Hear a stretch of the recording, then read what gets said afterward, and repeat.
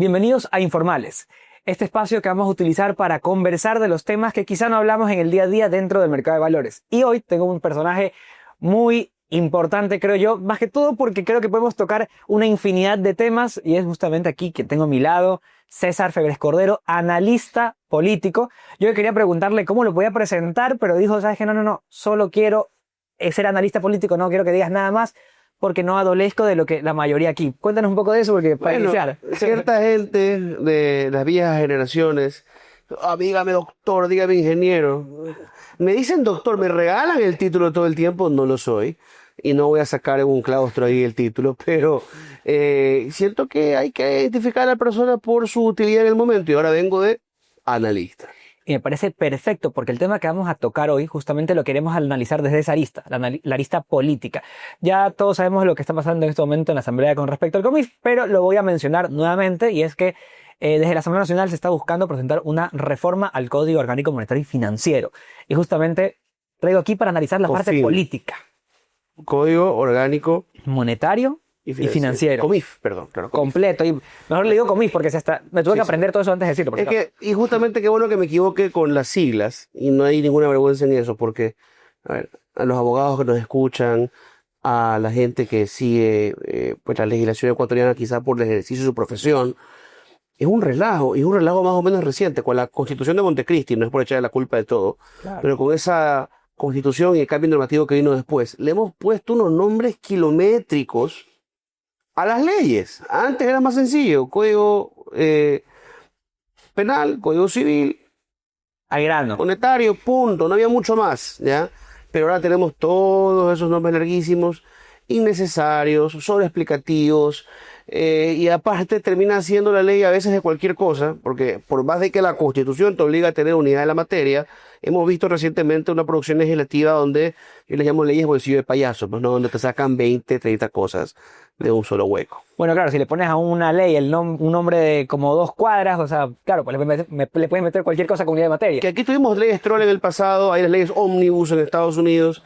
A ver, no es que sea la única forma de legislar así, pero yo creo que en un país donde hace falta cultura política, hace falta que la gente se informe en temas como el que nos trae este día, es importante permitir a la gente digerir mejor las cosas. Y la unidad de la materia creo que para una democracia todavía en formación como la ecuatoriana es importante, que la gente no se maree y sepa, esta ley va de esto.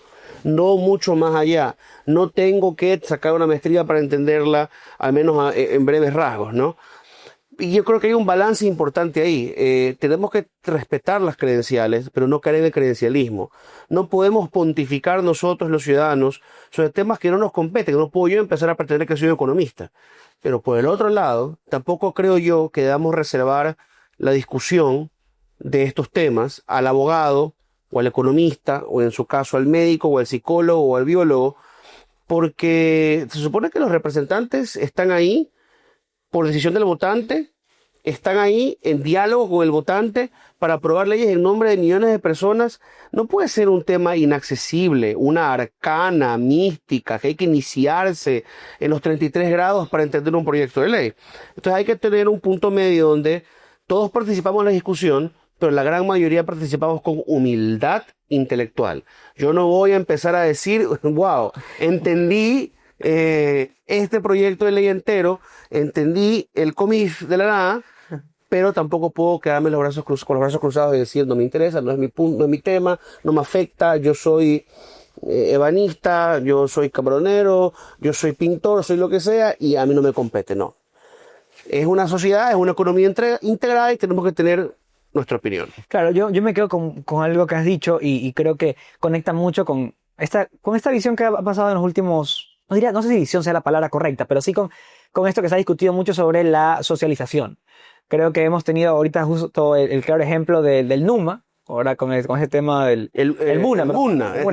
Las siglas. Porque para mí, Museo Nacional, pero dicen sí. El MUNA. Pero bueno, ya, suponiendo con las siglas del MUNA, la discusión que se ha levantado sobre el tema de la socialización y cómo la ciudadanía toma esto más allá de que y lastimosamente se ha desacreditado porque dicen, bueno, pero es que no son museólogos, no son arquitectos para opinar del tema, cuando al final la ciudadanía tiene una preocupación que es, digamos que hasta cierto punto, que tiene sentido, es decir, tú vives en una ciudad y quieres ver que tu ciudad al menos te guste donde estás. Mira, yo al principio tuve una reacción por mis gustos subjetivos contraria Normal. a todas las propuestas.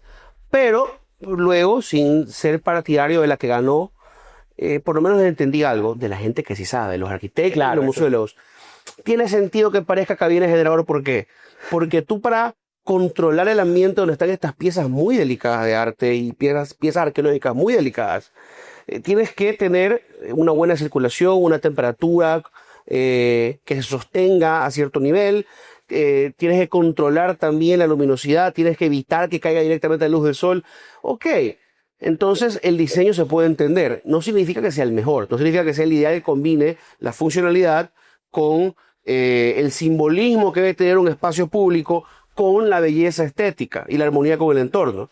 Pero por lo menos aprendí algo. Porque leí, porque escuché, porque no salté, bueno, me da culpa, lo hace a veces, en Twitter a decirle a todo el mundo de que se va a morir. O sea, yo creo que eso es parte de cómo debería ser la conversación. Y ojo, igual es importante que la ciudadanía participe, porque por ejemplo, donde yo sí aproveché para hacer un reclamo, ¿no? El MAC, nuestro museo aquí en Guayaquil. Están gastando 100 millones en la capital, pero hay un montón de museos pequeños en la misma capital, en Guayaquil, en las provincias que están votados. Estamos usando bien la plata. Yo creo que esa es una conversación que la debemos ampliar a la gente. Claro. Y justamente ahí, la palabra clave, el tema de la socialización. Y yo creo que ahora ya entrando ya directamente a lo que nos atañe el día de hoy con el tema del COMIF, yo sí creo mucho en la importancia de la socialización de las leyes. Y justo ahora, para poner un poco contexto del tema, se está tramitando la reforma al Código Orgánico Monetario y Financiero, COMIF, otra vez con el nombre largo. Y curiosamente, algo que me llamó la atención es que se plantearon estas reformas al mercado de valores, tú ya lo sabes, pero no se consultó justamente con el mercado de valores. Ya, eso como un punto ahí, digamos que una astillita que yo le tengo con cómo se está realizando la reforma al COMIF. Pero otro punto, y ese ya te lo quería consultar a ti, es respecto al proceso. Porque yo creo que justamente algo importante en un Estado de Derecho es justamente seguir el proceso. Respetar, incluso en el caso del Museo Nacional, respetar que al final se decidió de alguna manera técnica por esa, digamos que por el diseño, a pesar de que a uno no le guste, etc. Ahora, con este proyecto hay un proceso, como todos los proyectos de ley, y eso ya lo conoces. Pasan las observaciones. Justamente, uno espera que las observaciones estén relacionadas con las leyes que se están tramitando. En este caso, relacionado con el libro primero del COMIF, es decir, relacionado con la banca privada. Sobre todo el tema sobre cómo se dice, cuando es el cobro de interés sobre interés, y lo que está relacionado con ese tema. Pero las observaciones que se presentaron fueron sobre el libro segundo, que no estaba nada relacionado con la ley de un principio. ¿Hasta qué punto eso es posible y hasta qué punto, digamos que por el hecho de querer pasar simplemente algo que según los asambleístas sería positivo, según ellos, se puede, digamos que un poco sobrepasar el tema de la unidad del artículo? Primero, Perdón, nada evita, ¿ya? Nada impide, mejor, que ellos digan muy bien, hay unos puntos controversiales que requieren una discusión técnica muy densa, que es complicada tenerla dentro de la asamblea y que es complicada transmitírsela a la ciudadanía. Debemos entenderla primero nosotros y luego también la gente, porque también tenemos que retroalimentarnos de la opinión pública. El asambleísta no es delegado, ya no tiene por qué votar encuestando a la gente, pero tiene que estar en contacto con la gente para no separarse totalmente del representado, ¿no? Claro. Y pudiesen entonces decir, este articulado complejo, este libro de la ley, no lo voy a cambiar, lo dejamos para otro proyecto en unos meses y pasamos los elementos donde prácticamente todo el mundo está de acuerdo, donde una inmensa mayoría está de acuerdo, donde no tenemos muchas quejas de la sociedad civil, listo. Es la primera observación que les hago a sus observaciones o al proceso de observaciones en el que están. Y lo otro importante, ¿verdad?, es cuestionarnos por qué en la producción, llamémosle prelegislativa, no hay un contacto con los interesados. O sea, el asambleísta o el asesor en Carondelet, porque pasa también cuando es un proyecto oficialista, que se le ocurra hacer un proyecto de ley, o a quien le encargan hacer un proyecto de ley por órdenes del gabinete o del presidente, debería levantar el teléfono y empezar a preguntar, ok, ¿quiénes se pueden ver afectados? ¿Quiénes conocen de esto? ¿A qué profesores? En este caso, a la Asociación de las Casas de Valores, ¿a qué personas le puedo llamar a conversar? A los bancos, ¿quiénes están manejando la negociación con el Fondo Monetario, el Ministerio de Finanzas? Por lo menos tener una primera aproximación, ¿verdad?, a las mesas de diálogo que ya tienen que tener lugar en las comisiones de la Asamblea. Entonces, yo creo que también ahí hay una falla y ojalá no se repita, ¿no? En la cultura política del Ecuador había esa práctica y yo creo que la hemos perdido con el tiempo. Ya la gente se desayuna la noticia de que una ley está en trámite y empiezan a correr ciertos plazos que a veces sí los quieren cumplir. Y otras veces no.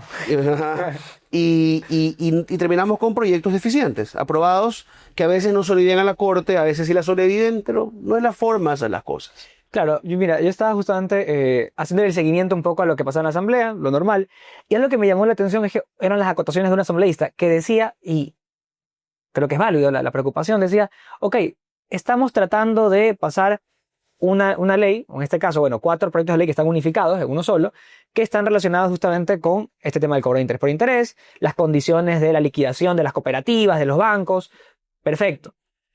Y decía, y de la nada llegó otro asambleísta, compañero justamente de ella, y decía, mandó todo un paquete de observaciones que no estaba relacionado con esto, y decía ella, ¿hasta qué punto esto no pone en riesgo justamente lo primero? Porque ahora en cambio la gente se va a preocupar por lo segundo, todo el mundo saltó a atacar a lo segundo porque la gente claramente no estaba de acuerdo, y lo primero que era lo relevante para el proyecto de ley quedó desplazado.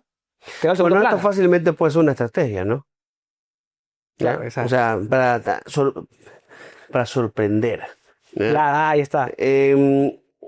Yo creo, de verdad, que el problema sigue siendo el mismo. La intención, a ver, y el contenido de esas enmiendas al proyecto de ley no es sencillo. O sea, no es que a última hora a esta asambleísta se le ocurrió introducirlo. En una semana, pero salió y ya claro, estaba. ya venía planeado.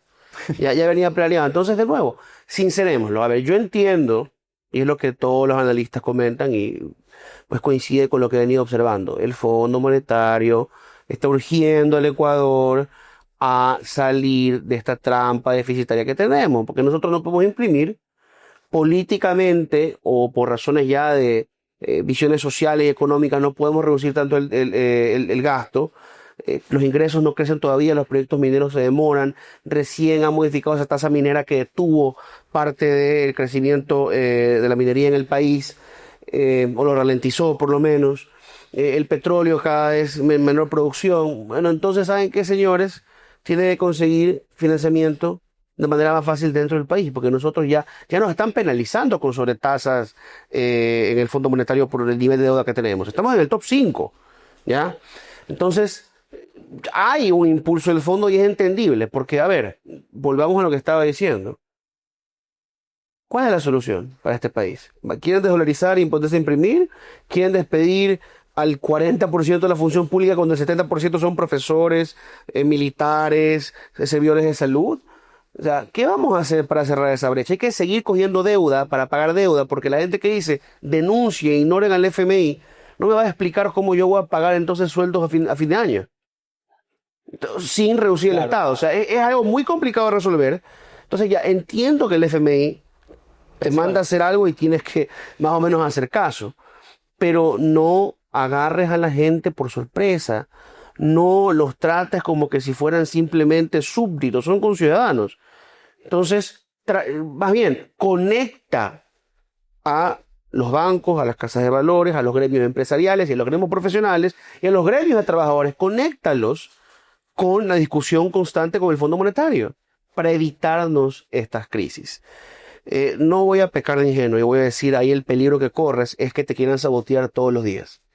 ¿Ya? Que se filtre información y que haga un ciclo de noticias interminable, eterno de escándalos.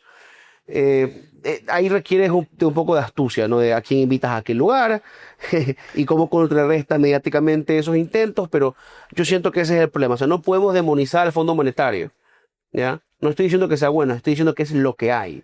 Es la medicina amarga que nos toca tomar, a menos de que queramos amputar, como les digo. ¿Quiere votar usted a todo el mundo o pongámonos por la izquierda? ¿Quiere usted reventar a todo el mundo? No nosotros los ricos, clase media, pobres, hagámoslo, amputemos la pierna, amputemos el brazo, pero si usted no me va a sugerir a mí una alternativa, ¿ya?, a lo que estamos haciendo ahora, adáptese. Y ahora que usted se adapte y dice, muy bien, hay que trabajar con el fondo, nos volteamos al gobierno y decimos, bueno, la gente se está adaptando, sea consecuente. ¿ya? Ok, digamos que sería el tema de eh, conectar un poco a los actores con, digamos que en este caso con la realidad. La realidad es justamente que hay una situación financiera que amerita tomar decisiones urgentes. Y en ese camino quisiera hablar un poco de cuáles son las reformas que se están mencionando y un poco tu opinión, ya digamos como ciudadano y también como analista político. Y quisiera comenzar con la primera, que es justamente el tratamiento de la deuda pública, porque justamente acabas de mencionar de eso y es al final lo que probablemente más le interese en este caso al fondo. Se está buscando que la deuda pública pase 100% de manera extrabursátil, es decir, en un mercado paralelo manejado en una plataforma del Banco Central. Quisiera ver tu opinión respecto a esto, pero sobre todo, ¿hay algún riesgo, siendo ya consecuentes con todo lo que hemos conversado y con lo que podría ocurrir, digamos que al brindarle más que hacerle caso, digamos que adaptarnos un poco al requerimiento del fondo? A ver, de nuevo, el fondo quiere que se coloque con mayor facilidad deuda del Estado, deuda interna, para lo que no dependamos tanto de la externa, porque ya también llega un punto en que no quieren que se vuelva inviable Claro. el nivel de deuda que manejamos con ellos, ¿ya? Entonces, ellos, a través de este mercado extrabursátil, quieren que con la bancarización, ¿verdad?, del negocio de los papeles de deuda, ¿verdad?, se las pueda colocar con mayor facilidad y entonces entras a liquidar el Estado ecuatoriano. Eh, Corres tú algunos riesgos al hacer eso, o te expones, perdón, a algunos riesgos. Primero, una, digamos, norma, costumbre, regla, digamos como queramos, llamémoslo como queramos, de que tú no puedes mezclar banca de inversión con banca comercial.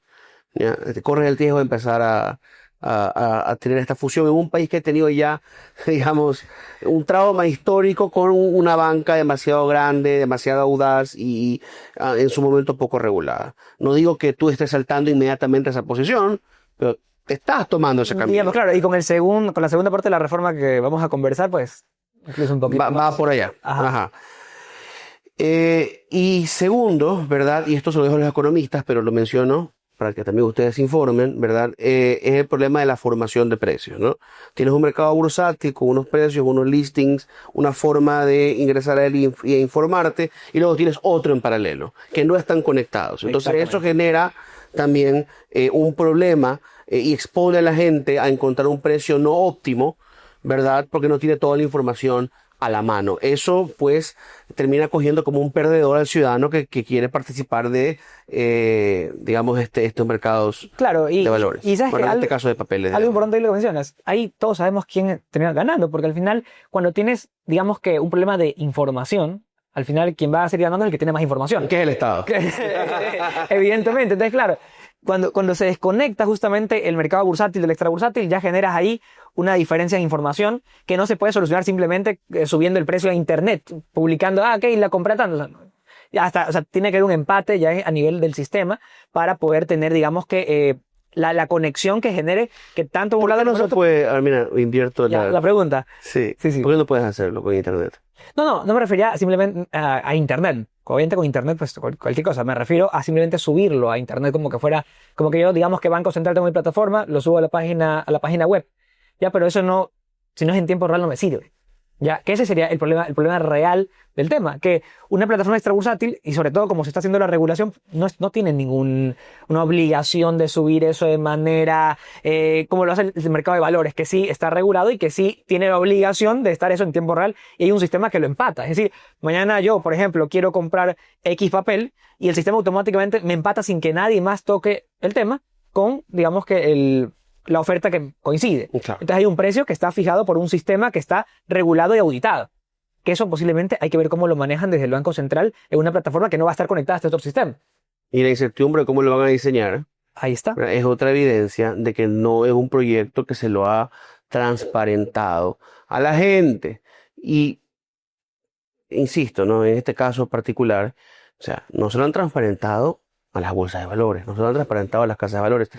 Que ellos entienden de esto mejor que nosotros los legos, ¿ya? Pero imagínense, pues entonces la ciudadanía, ¿dónde queda? ¿quién le va a explicar luego? ¿Quién se va a voltear como está intentando hacer la Bolsa de Valores de Guayaquil y otras instituciones?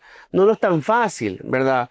Y ahí tenemos un problema de información. La gente se entera muy tarde y muy poco y entonces ya no puede protestar porque el proyecto de ley ya no es proyecto, es ley y está en el registro oficial. Claro. ¿Ya? Entonces, esas, digamos, demoras y esos problemas en la inmediación, en los trámites, en la falta de diálogo de un proyecto de ley, pues nos hace daño a todo el mundo, ¿no? Y luego te desayunas años después que tienes un problema en el diseño de la economía nacional que fue aprobado hace años y tú nunca te diste cuenta cómo fue. Claro, y justamente lo que mencionas, cuando la gente se entera ya la ley está aprobada. E incluso, yo digo, si no se conversó con el mercado de valores, imagínate con la ciudadanía, que al final, quiero decir, yo sé que quizás no es que todos los temas tengan que estar consultándolos democráticamente, tampoco soy partidario de eso, No, no. pero sí creo que es importante que la ciudadanía tenga un contexto y que esté informada con respecto a lo que está pasando en la Asamblea Nacional, al menos de manera general, que se sepa que se está hablando de esto y que no se intente, como tú mencionaste al inicio, el tema de como, no digo camuflar, pero prácticamente la gente lo que tiene, y cuando uno ve los periódicos, mucho lo que se lee es, hay un proyecto de ley que busca eliminar el cobro de interés o interés. Y en letras súper chiquitas al final del artículo está, sí, y cambiar algunos temas en el mercado de valores, algunos aspectos, y al final el tronco de la ley es tocar el mercado de valores. Claro, y aunque el tema del cobro de interés sobre interés también está un poco, digamos, en debate, ¿ah?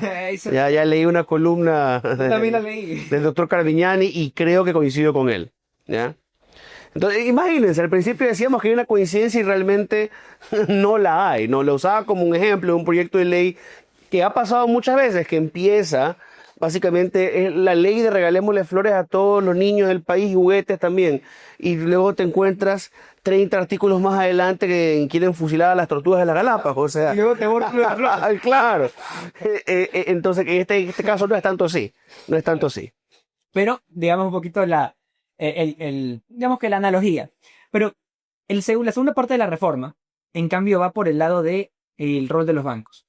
Y digamos que más bien se expande el rol del intermediario de valores a la banca privada. Entiendo yo que obviamente hay quizá algunas críticas que sean un poco quizá innecesarias y otras críticas que yo considero que son válidas. Entonces, en ese lado, porque al final críticas así se haga, no se haga, pero el tema aquí es, ¿qué opinión te da esto en un contexto de un país que ya tiene una historia, como tú bien mencionas, un poco oscura, con, digamos que recordando un poco el contexto de lo que ha ocurrido en el país y que gracias a Dios, y reconozco que la banca tal y como se encuentra en este momento es robusta, es un aliado, yo diría, del mercado de valores en cuanto se complementan perfectamente, tal y como está en este contexto. No sé si tú ves algún, ¿cómo sería? Algún peligro De generar una brecha. en generar una brecha, una entre ambos, entre el mercado de valores y la banca, y en segundo con respecto al rol de la banca como se lo entiende actualmente. A ver, pero primero definamos cuál es el rol actualmente de la banca. Hoy, como en todo el mundo, de manera fundamental, ¿qué hace la banca? Agarra tu dinero, lo pone a buen recaudo, lo utiliza para generar ingresos y así funcionar. También, claro, te cobra tasas y pequeños valores por todo este proceso. Te da la oportunidad de participar de la inversión. Te doy una póliza a plazo u otro tipo de instrumento. Te da liquidez. Pero con los depósitos de todo el mundo, ¿verdad? Va y dice, bueno, tengo mucho dinero. ¿Quieres montar tu negocio? ¿Quieres emprender algo de riesgo? Y yo veo que no es tanto riesgo que lo puedo digerir. Muy bien, aquí está la plata a tal plazo, tal tasa de interés. Ellos, digamos, agregan todo este dinero para hacerlo más productivo cuando tú no pudieses encontrar, ¿verdad? Como un individuo, la manera de proteger eso o adquirir esos fondos que no tienes listos a la mano y no quieres tampoco recurrir, pues por supuesto el chulco, ¿no? Claro. Ya, eso es lo que hace la banca a grosso modo en el país, esa es la banca comercial. Se estarían involucrando ahora en otra cosa, ¿verdad? Estarían poniéndose como unos actores intermediarios entre el Estado ecuatoriano y un ciudadano y le diría, el Estado ecuatoriano te quiere vender esta deuda. ¿La quieres tú asumir? O sea, tú quieres comprar eso para que el Estado te vaya pagando los intereses sobre esa deuda, teniendo en cuenta que algún día, Dios no quiera, podemos caer en default, o sea, que estás también asumiendo un riesgo como lo asumes con cualquiera, sino que para algunos actores más, otros actores menos. Mira, ahí te estás pareciendo ya a otra institución, ahí estás trabajando en inversión. ¿Cuáles son los peligros de que una institución financiera haga las dos cosas a la vez? En términos muy generales, que se pongan a jugar al casino, ¿ya? Que ya ha pasado. Que ha pasado históricamente en este país y en otros. O incluso que ellos, porque en un principio lo hacen con el Estado, quién sabe si luego lo empiezan a hacer con otras entidades, empiecen ellos a financiar a inmobiliarias, por ejemplo, que empiecen a emitir deuda, que empiecen a hacerlo a través del banco y todo se vuelve un solo esquema que luego revienta, ¿ya? O sea, con las casas de valores y el mercado de valores actual, por su nivel de regulación y por su carácter solamente de entidades que facilitan la inversión, no tienen ese peligro. Pero un banco sí te puede empezar a colocar un montón de dinero a esta entidad que me ayuda a vender un montón de papeles de deuda y esto es un negocio muy redondo y explota. Ya, seguramente hay formas de regular la cuestión para evitar problemas así, pero hemos tenido una discusión que nos lleve a ese punto. ¿Sabes? Creo que recién ahorita en la asamblea, ¿no? Claro, pero Recién. en algo, y es hasta qué punto la capacidad del Estado de poder manejar las nuevas instituciones que se meterían al mercado de valores. En este momento, digamos que hay un control para 33 casas, que son las que forman parte del mercado de valores. Cuando se metan los bancos, Y las cooperativas. bueno, y las cooperativas, que ese es otro tema que actualmente justamente salió en la asamblea, que la gente se dividió, que también las cooperativas podrían formar parte de este esquema y sería un... No, ahí sí hay que santiguarse. Con todo respeto al sector financiero de la economía popular y solidaria, ya, señores, o sea, no es esto una tecnología que van a traer de nuevas computadoras o servidores para el banco o la cooperativa, no es esto, pues, poner marcadores biométricos para los empleados, esto es asumir un negocio entero, ¿ya? ¿Estamos listos para eso? ¿Están listas las cooperativas para eso? ¿Está listo el país para absorber cualquier incidente que pueda ocurrir? Preguntémoslo. Claro, yo creo que hay ya como tres niveles de preocupaciones a mí en ese caso, ¿eh? Hasta qué punto, por un lado, el Estado tiene la capacidad de controlar eso de la noche a la mañana, porque se aprueba la ley, el día siguiente ya está permitido. No va a pasar por medio de otro, entonces ya queda. A nivel del Estado, la ciudadanía, también me refiero, no hay un conocimiento muy, digamos que amplio del mercado de valores y de repente que la cooperativa X, Y, Z en el cantón tal que ofrezca X papeles sin tener las personas quizás preparadas o especializadas en el tema como han sido las casas de valores que ya tienen ya, digamos, algunas décadas trabajando en el negocio, sí me genera un poco el ruido, hasta qué punto el Ecuador esté preparado para algo así. Yo creo, sinceramente, que no lo está por varios factores. Y otro de lo que acabas de mencionar que también me llamó la atención era el tema de un poco el rol de la banca, hasta ya en el futuro. Estabas hablando de que podría quizá acapararse o llegar, digamos, que a otros, digamos que no solo el Estado, sino que también avanzar con otras líneas. Y ahí yo tengo una acotación que me parece interesante considerar y es el hecho de que gran parte del mercado en el Ecuador es de deuda pública y financiera. Entonces, si de repente tú mandas todo eso al central y a la banca, a que digamos que se lo pasen entre ellos, ¿qué pasará con el sector real? Tarde o temprano, lo más probable es que termine siendo acaparado por donde está toda la liquidez, que sería en la banca y en el sector central. Así es. Entonces tendrías al final una banca que no solo es el problema que tú me estás planteando actualmente, que sería que, digamos, funcione como banca de inversión y en paralelo como la banca tradicional, sino que ya tendrías directamente todo el negocio del mercado de valores, ya que serías una bolsa de valores, solo tendrías que notificar a la bolsa si hizo esta transacción y que la bolsa solo lo registre. Para mí eso es un problema adicional que me surge justamente de lo que me acabas de Tienes comentar. toda razón, es verdad. Es un poco actúa como una fuerza de gravedad cuando vas acumulando esa liquidez. Exacto. Bueno, ahora, esta discusión que tenemos ahora, ¿verdad? Entre un analista lego en temas económicos, y Jeremy, tú eres economista, ¿no? Sí. Ya. Que es un intento de ejercicio de explicar y simplificar lo que está ocurriendo desde dos perspectivas. ¿Es un intento que ocurre en qué etapa del proceso legislativo? Esta es la manera como una observación. Pero En el proceso el camino al... Joder, ya me cogiste. Tú eres el experto en política, ya me cogiste, ya no te... A ver, ya están yendo para debatir al pleno. Ah, claro, ya están en pleno. Ya están en pleno. ya. Eso llegó justamente unos días antes y Porque van a... Ya, ok.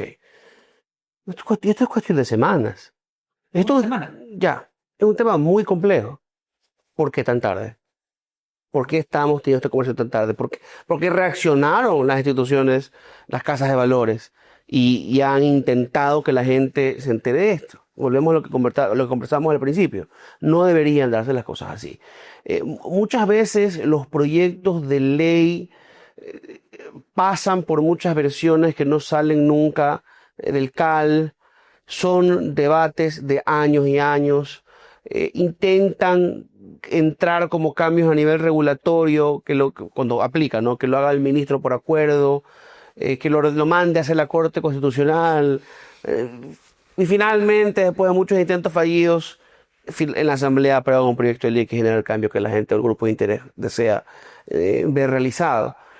Y está bien, confundimos calidad de legislación con un número de producción legislativa que ni siquiera se lo cumple. Entonces, la señora Yori, o hasta hace poco el señor Olsen, vamos a hacer 80 o 52 proyectos de ley en este No saben ni de qué, pero periodo de la legislatura de dos años, que se divide, la Asamblea que tiene 4 años de periodo, se divide en 2. Por eso es que ustedes ven que cambian de presidente de la Asamblea y de presidentes y miembros de comisiones legislativas cada 2 años.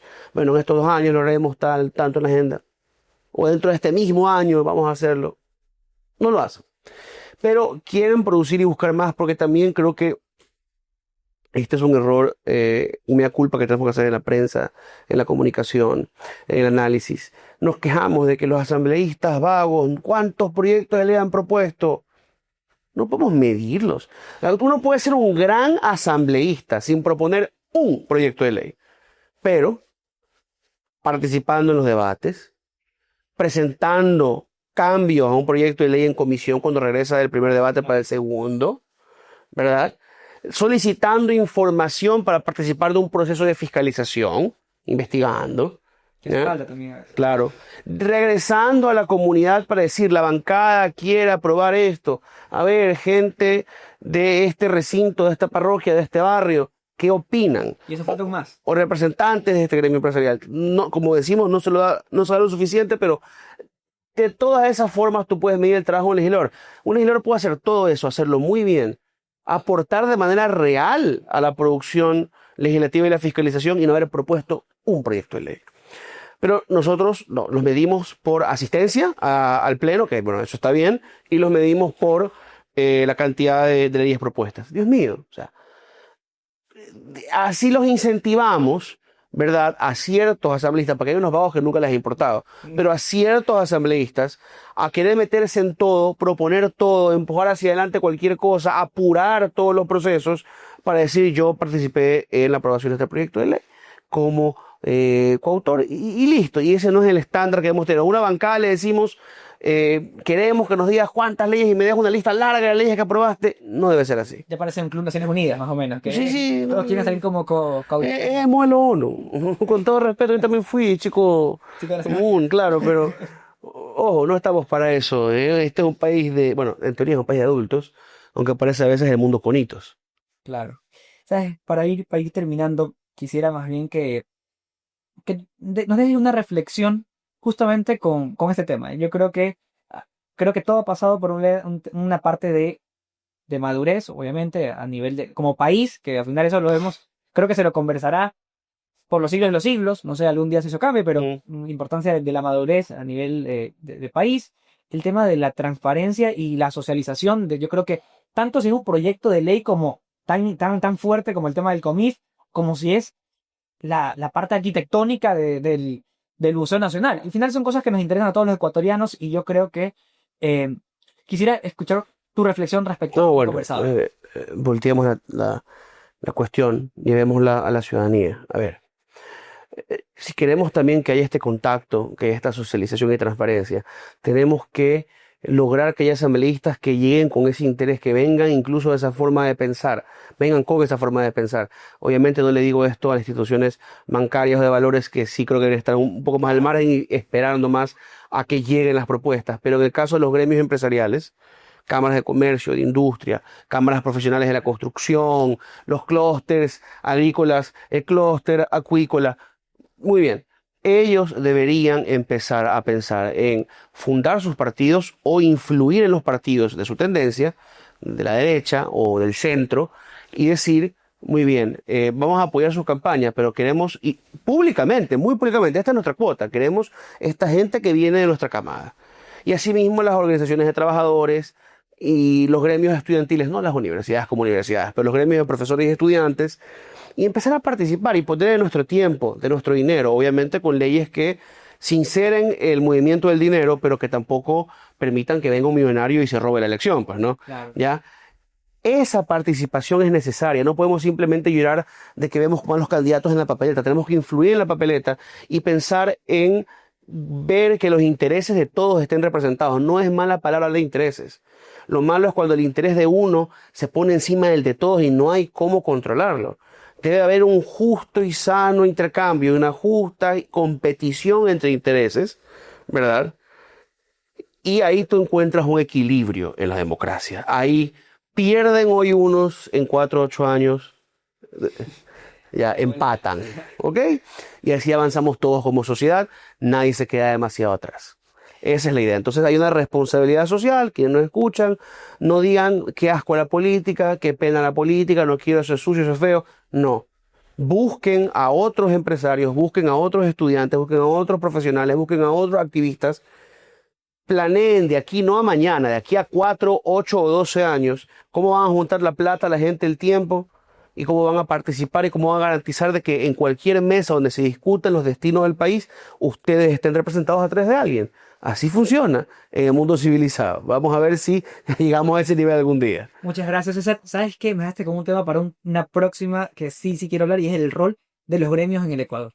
Siento que es un rol que está muy desplazado, muy incluso satanizado cuando se habla de política. Es decir, como el hecho de la participación de los gremios en política, creo yo que la gente lo ve como muy como los gremios deberían estar en la parte simplemente privada y no tocar lo político. Siento que es un tema muy interesante, quizá para algún futuro podcast invitarte, porque siento que este para mí ha sido muy informativo con respecto a cómo debería, más que cómo debería, cuál sería el ideal de la política en el Ecuador, que estamos todavía muy lejos, pero sentimos los efectos al día a día y parece que a nadie le interesa y lastimosamente, Por algo se empieza.